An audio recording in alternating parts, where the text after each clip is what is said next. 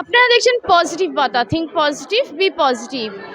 আজকে মহানবমীর সন্ধ্যায় আমরা আছি দেশপ্রিয়নগর সাধারণ দুর্গোৎসবে। আপনারা দেখতেই পাচ্ছেন যে খুব সুন্দর করে এই মণ্ডপটি কিন্তু একদম স্থায়ী মণ্ডপ, এবং খুব সুন্দর করে মণ্ডপটি সাজানো আছে। মা সনাতনী একদম সাবেকি মা মা তার পরিবারের সঙ্গে এখানে পূজিত হচ্ছেন। সব কিছুর মধ্যেই কিন্তু একটা সাবেকিয়ানা ছাপ রয়ে গেছে, একটা সনাতনী ছাপ রয়ে গেছে। এবং এই পুজো কিন্তু এবছর ৭৬ বছরে পড়ছে। এবছর ৭৬ বছরে পদার্পণ করলো এই পুজো। তার মানে বুঝতেই পারছেন যে গুটি গুটি প্রায় ৭৫টা বছর কাটিয়ে এই বছর ৭৬ বছর, এবং মা ৭৬ বছর ধরে এই জায়গায় পূজিত হয়েছেন।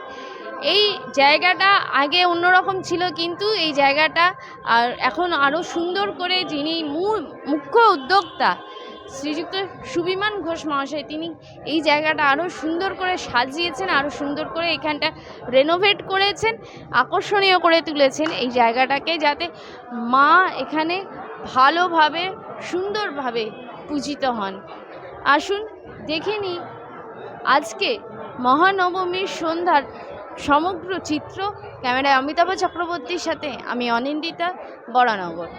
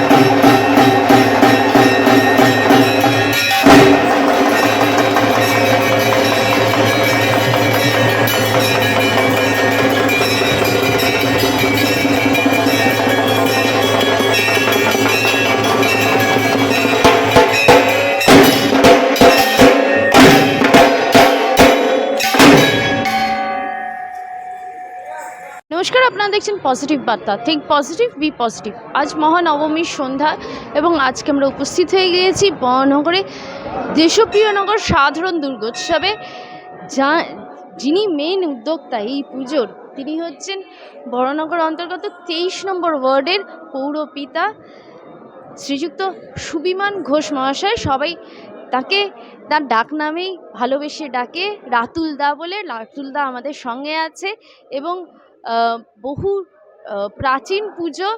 রাতুল দা এই জায়গাটা নতুন করে আবার সাজিয়ে নিয়েছে এবং খুব সুন্দর করে সাবেকি ঘরানার পুজো নিয়ে কিন্তু রাতুল দা এই পাড়া, এই প্রতিবেশী সবার সাথে পুজোর কটা দিন কাটায়।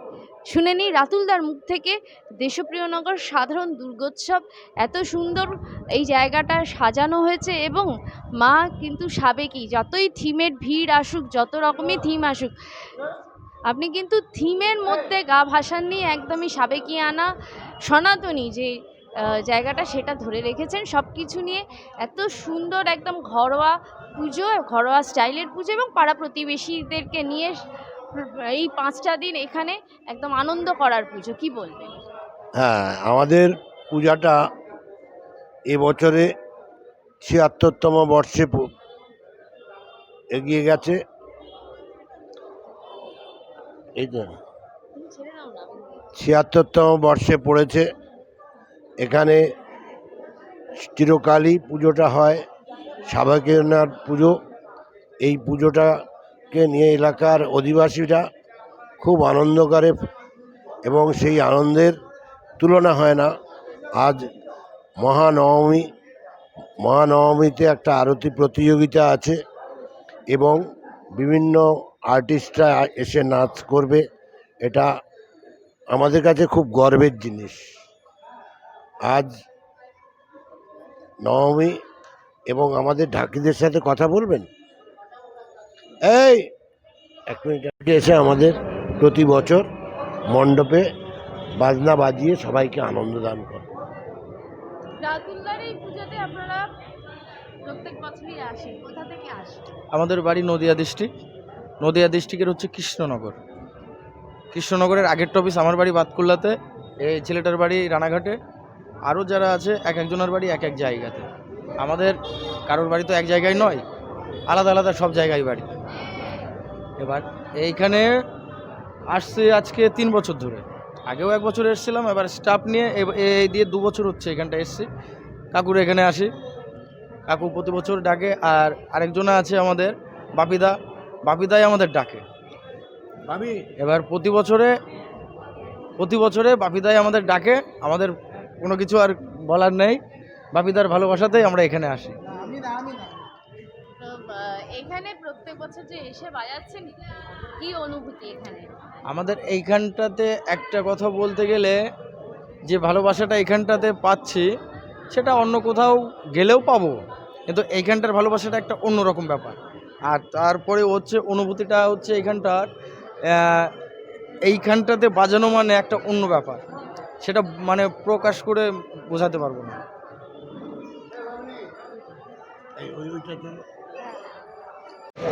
ধুনুচি নাচ বাঙালিদের কাছে কিন্তু একটা সনাতনী ব্যাপার। আগে ধুনুচি নাচ প্রচুর হতো, কিন্তু এখন ধুনুচি নাচ অনেকটাই লুপ্ত প্রায়। তবে আমাদের যিনি এখানে দেশপ্রিয় নগর সাধারণ দুর্গোৎসবে পূজা মণ্ডপে যিনি ধুনুচি নাচ করে দেখালেন, তিনি হচ্ছেন এই মানুষটি। আসুন ওনার সাথে আলাপ করে নিই। দাদা, আপনার নাম? আমার নাম প্রদীপ বৈদ্য। আপনি এই যে ধুনুচি নাচ করলেন, ধুনুচি নাচ তো বেশ কঠিন ব্যাপার, কারণ ধুনুচিটা গরম থাকে, সেটা হাতে ধরে কিংবা মাথায় রেখে নাচ করাটা যথেষ্ট কঠিন একটা ব্যাপার হয়। কিভাবে করলেন এবং এটা মানে আপনি কি প্রত্যেকবারই করেন? এটা আপনার মানে সবসময় প্রত্যেকবারই করি আমি। এটা এই নিয়ে প্রায় 40 বছর হয়ে গেল। 40 বছর। আমি তো লোকালে থাকি না, আমি বেশিরভাগই বাইরে থাকি। এই বছরটাই বাইরে। আমি আসাম, ত্রিপুরা, ঝাড়খণ্ড, বোম্বে, পুনা, মহারাষ্ট্র সব এইসব জায়গায় যাওয়া আসা করতাম। এই বছর বাড়িতে ছিলাম, তাই এইখানে বললাম, ওই ঢাকিয়ালাকে ফোন করলাম যে আমি বাড়িতে আছি, যদি লাগে তাহলে ডেকো। তাই এখানে আসলাম। কালকেও করেছিলাম মদনপুরে কাঁচরাপাড়াতে, আজকে এইখানে, কালকে হয়তো আমাদের এলাকায় কল্যাণীতেই হবে। এই করেই এখানে বাড়িতে আছি, তাই বাড়িতে করি। আমি লোকালে আজকে প্রায় 10-12 বছর ধরে বাড়িতে থাকি না, এখানেই এই 10 বছর পরে এখানে আসলাম। আর 10 বছর আগে এইখান দিয়ে অনেক জায়গায় করেছি আমি। সোদপুরে আমাদের টিমও ছিল আগে, সোদপুরে ছিল একটা টিম, আগরপাড়ায় একটা টিম ছিল, টিমের সাথে আমি কাজ করতাম। জি বাংলার যে ধনুচির দ্বিতীয় টিম ছিল, সেই টিমের সাথে আমি কাজ করতাম আগে। এখন আমাদের লোকগুলো সব ছড়িয়ে গেছে, যার যার মতন সে একা একা ছড়িয়ে গেছে। আমিও এখন সিঙ্গেল নাচি। আমি মহিলা ঢাকির সাথে নাচ করতাম আগে, যেটা ওই যে মহাপ্রভু ঢাকি, তাদের সাথে আমি নাচ করতাম। জি বাংলার যে মহাপ্রভু, সেই মহাপ্রভুর সাথে কাজ করতাম। এখন ওরা হয়ে গেছে, ওদের ওদের কাছে আজকে এবার কাজ নেই, তাই আমি এখন একা একা এদিকে চলে আসছি। এই তা আপনি বাংলার বাইরেও তো অনেক জায়গাতেই গেছেন, সেখানে ধুনুচি নাচের চাহিদা এবং ধুনুচি নাচের সমাদরটা কীরকম? হ্যাঁ, খুব ভালো। ওই পরেও আমাদের পশ্চিমবাংলার বাইরেও খুব চাহিদা এটা। ওইখানে লোক খুব সম্মান করে। এখন আমাদের কলকাতাতেই সম্মান প্রায় কমে গেছে, কিন্তু বাইরে ভালো সম্মান করছে। বোম্বেও গিয়েছি রানী মুখার্জির পুজোতে, তখন ওইখানেও বিশাল আনন্দ পেয়েছি। তারপরে পুনা খার্গে কালীবাড়িতে গিয়েছি, সেইখানেও খুব আনন্দ। ত্রিপুরায় গেলাম কুমারঘাটে, সেইখানেও আসাম শিলচর গিয়েছি, সেইখানেও বদরপুর, ওইখানে ওদের ওইখানে বিশাল চাহিদা আছে এখন এইগুলো। ধুনুচিটা খুব ভালো, কারণ ওইখানে বাংলাদেশের অনেক লোকজন আছে ওদিকে, বাঙালি, তারা খুব আগ্রহ এইগুলোতে। এখন কলকাতাতে আগ্রহ কম, এইদিকে একটু আছে, আর গ্রামগঞ্জে তো নেই এখন বলতে গেলে। এটা প্রায় গ্রামগঞ্জে তো উঠেই গেছে। কলকাতার দিকে একটু আছে, আনন্দ ফুর্তি ধুনুচি হয়, আর বাইরের রাজ্যে আরও বেশি হয় এইগুলো। আমি তো প্রত্যেক বছরই যাই প্রায়, এইবার যাইনি, সামনের বছর হয়তো কোথায় যাবো তো ঠিক নেই, আবার হয়তো এরকম হতে পারে, ডাক তো বাইরের থেকে আসে। এই করেই চলছি এখন। এই আমার ধুনুচিতে আগুন দিয়ে নাচি, এতে আমাদের কোনো অসুবিধা হয় না। আরও কিছু আছে আইটেম কলসিতে, তো ধুনুচি আরও 6-7টা মাথায় নিয়ে আইটেম টাইটেম আছে, সেটা পরে হয়তো করবো, এরপরে দেখাবো যদি সম্ভব হয়। ধুনুচিগুলো যদি সাইজ করতে পারি তাহলে হবে। আর কলসি মলসি দিয়ে লাইটিং মাইটিং নাচ আছে অনেক কিছু, সেটা পরে করবো এরপরে।